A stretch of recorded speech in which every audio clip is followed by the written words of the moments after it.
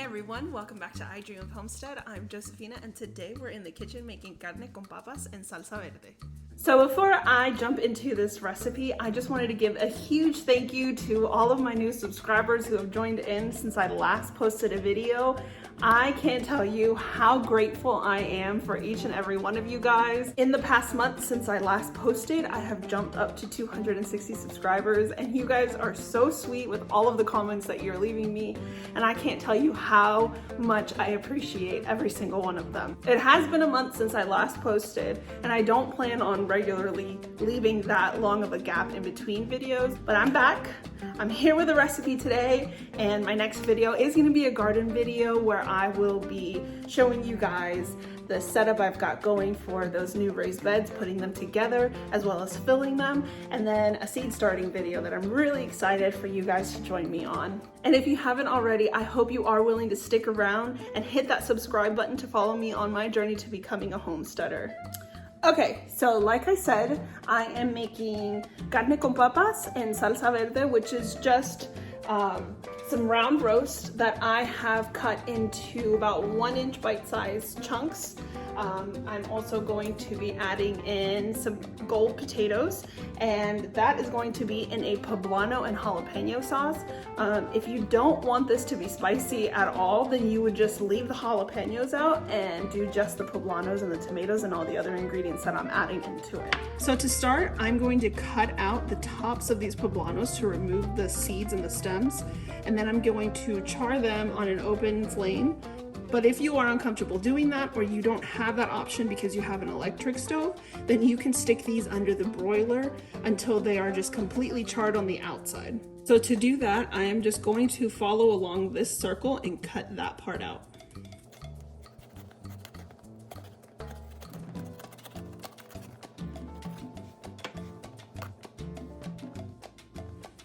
If you're uncomfortable doing this part, you can just char it as is.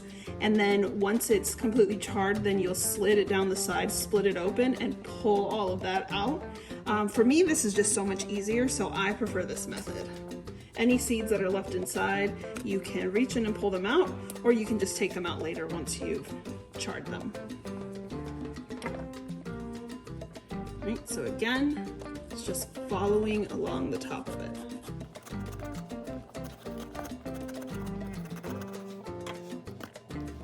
Char these on the stove, I'm just going to set the flame on high and place these right on top. Normally I would use 4 poblano peppers, but because these are so ginormous, I mean, like, look at the size of these things. These are so big, I'm just going to go with 3 today. But if you have just regular size poblano peppers, then go with 4.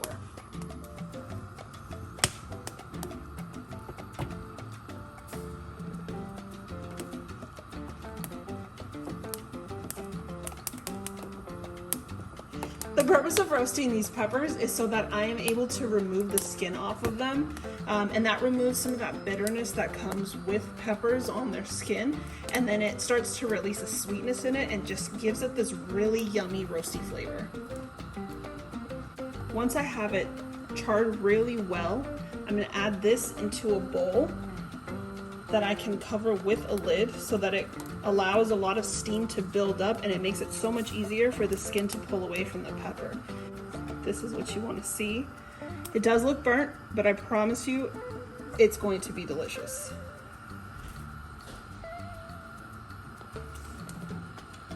Now that there's room on the stove, since I've removed the poblanos, I'm going to add the jalapeños onto it. And I've gone ahead and put the lid on the bowl with the poblanos in it. That way it sweats while these jalapeños are roasting. I'm roasting purely for the flavor of it. I will not be peeling these. Alright, now I've got these nicely charred. Again, if you don't have the option of doing it on your stove or you're uncomfortable with it, then sticking it in the oven with the broiler on high until you get this char on them is the perfect way to go. While those poblanos are continuing to sweat in the bowl, I'm going to preheat my pot with about 2 tablespoons of any kind of oil. I've got avocado oil.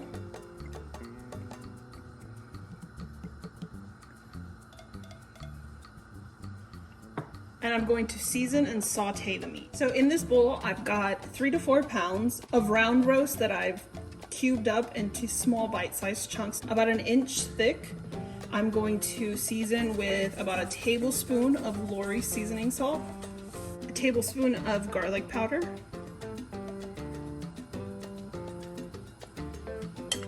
about 2 teaspoons of ground cumin, and about 2 teaspoons of dry oregano.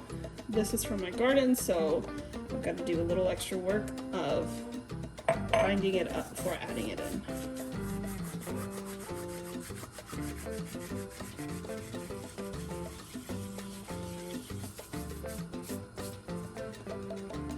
I'm also going to season with some pepper.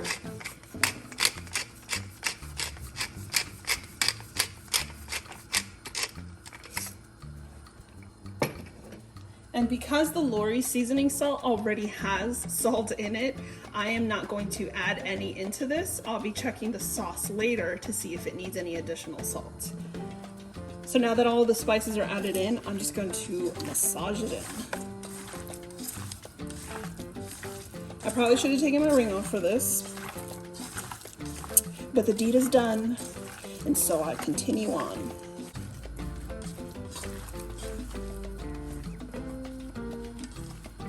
Right, now that it's all worked in, I'm going to add that straight to that hot oil.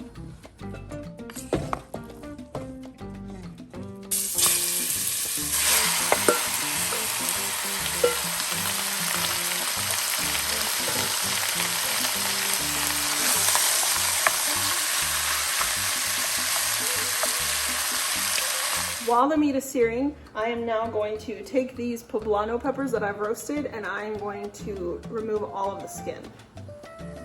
Removing the skin is super easy. Once it's been sweating in the bowl, it literally just peels right off. If you don't want to get it all over your hands, you can also use a napkin and just scrape it all away.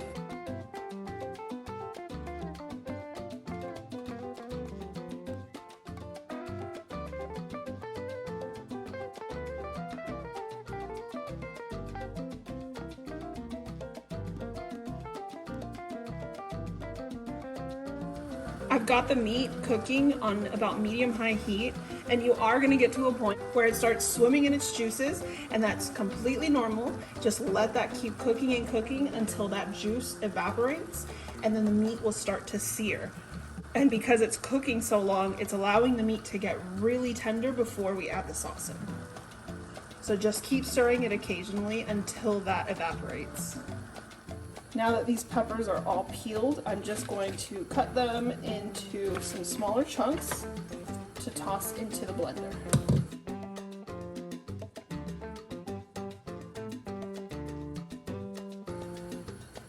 To that, I'm also going to add in the jalapeños.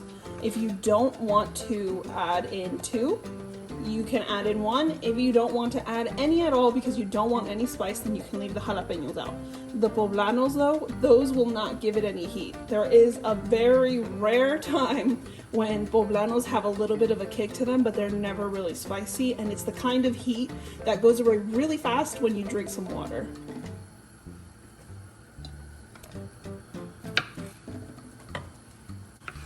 To the blender, I'm also going to add in 4 tomatoes that I am going to cut into quarters.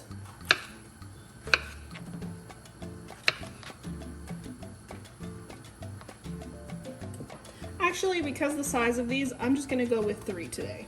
I'm also going to add in half of an onion that I'm going to cut into chunks so that it blends a lot easier.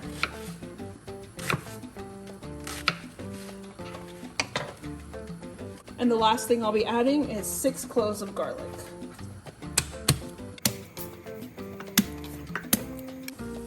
Now that everything's in the blender, I'm going to go ahead and blend that up until it's completely pureed.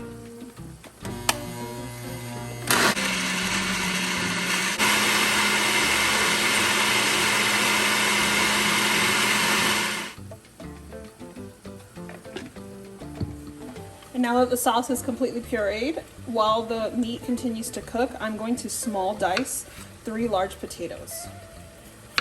If you want to stretch this meal out even further, you can add as many potatoes as you would like.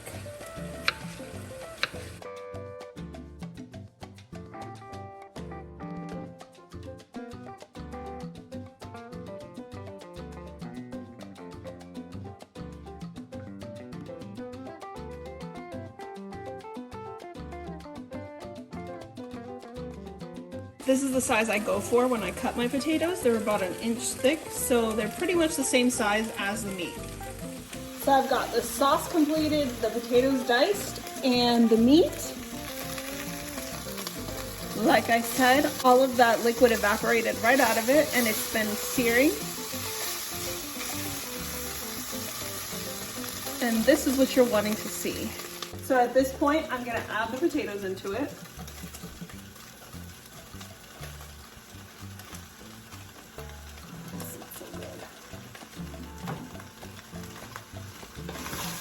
Give that a good stir. I've got that mixed in well, so I'm going to show you what that's looking like. Oh, so good. Now the sauce is going to get mixed into that.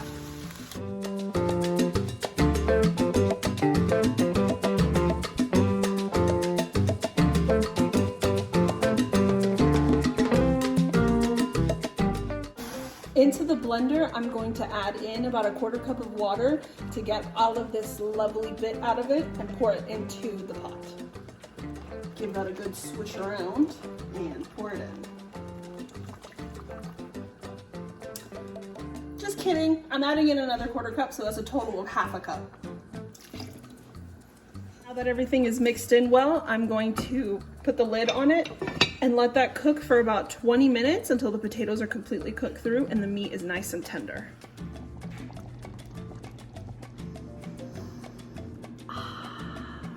Once it finished cooking, I did check the sauce for seasoning and it did need some salt, so I went ahead and added that. That you'll add to your preference. To accompany it, I made some Mexican rice and some pinto beans.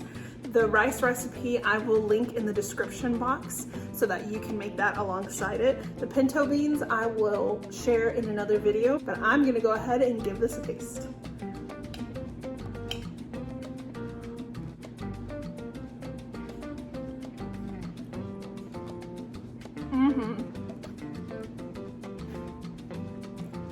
That meat is so tender. That is so good. You guys, this is not spicy at all. Even with the 2 jalapeños I put in it, they weren't very spicy, so it's just like a little tickle on your tongue to keep your belly and your body nice and warm. Oh my God, this is so good. This is so comforting to me. It is like this perfect stew for the nice cold weather. Ugh. That sauce is so good, guys. I hope that you are willing to give this a try. Well, that's it for today's video. I hope that you guys enjoyed. If you did, please give it a thumbs up. And if you haven't already, please hit that subscribe button and stick around with me for a while on this journey to becoming a homesteader. I'll see you soon.